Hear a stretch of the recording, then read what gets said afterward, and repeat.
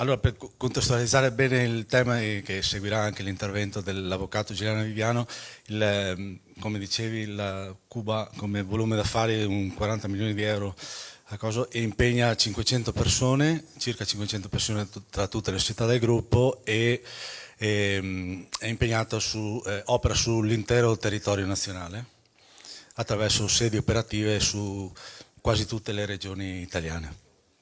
Il discorso della governance, allora, è stato grazie alla sapiente opera e formazione culturale dell'avvocato Giuliano Viviano, che poi farà l'intervento, che ha formato da un punto di vista culturale sul tema della legalità e onorabilità, ha fatto una grande opera di sensibilizzazione presso il management, presso la governance di IQT, il quale dopo approfondite riflessioni a fine del 2019 ha deliberato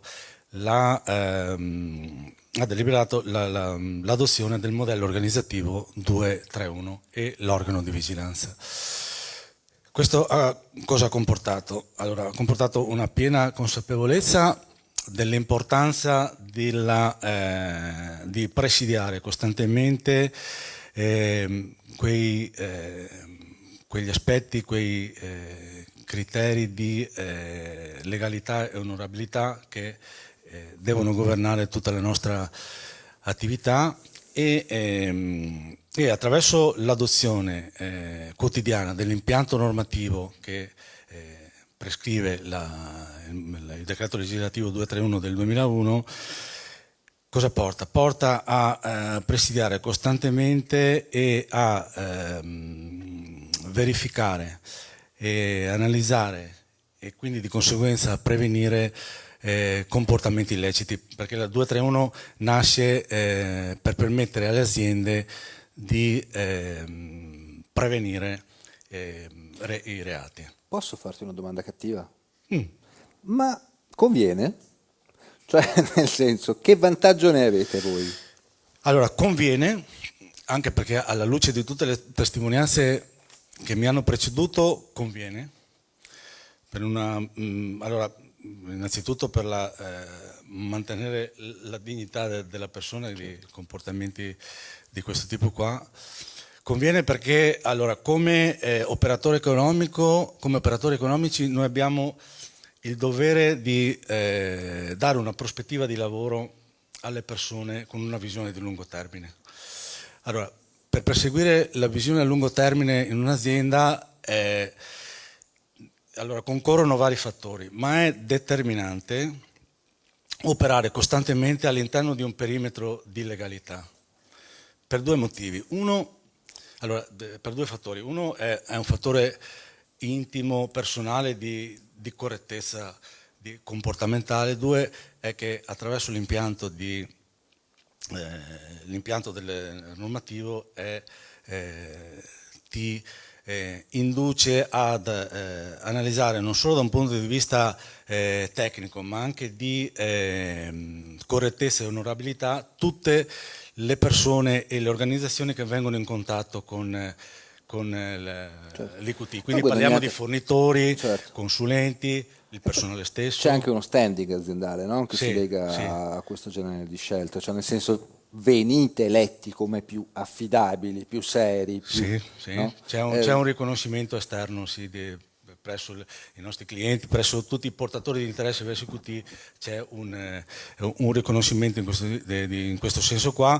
Parallelamente alla 231 IQT ha aderito volontariamente al rating di legalità, che è un istituto dell'autorità garante per la concorrenza e del mercato. Quindi c'è in noi Una scelta una precisa. scelta sì intima e personale. Però allora, non vorrei fare un intervento troppo autoreferenziale per l'EQT, perché il titolo del convegno è l'impegno degli ingegneri. Certo. Allora, quello che volevo dire è che allora, gli ingegneri, durante la loro opera, avendo un osservatorio privilegiato sul comparto delle costruzioni, e sappiamo che è uno dei settori Storici, no? Storici, però è uno dei settori attenzionati dalle attività criminali. Gli ingegneri hanno il dovere e gli strumenti, che poi spiegherà molto bene l'avvocato Viviano, hanno il dovere e gli strumenti per presidiare, per intercettare e prevenire le attività criminali. Quindi il dovere degli ingegneri, l'impegno degli ingegneri è anche questo. Quindi oggi sono presenti esponenti del mondo politico, del mondo religioso, esponenti del mondo accademico, dell'imprenditoria, esponenti delle forze dell'ordine che quotidianamente sono impegnate in un preziosissimo lavoro di contrasto al coso, però come negli interventi precedenti, e qua prendo in prestito un po', mi permetto di prendere in prestito la famosa frase di John Fitzgerald Kennedy che dice: non chiediti cosa lo Stato può fare per te, ma chiediti cosa tu puoi fare per lo Stato. Certo, anche tante volte lo Stato...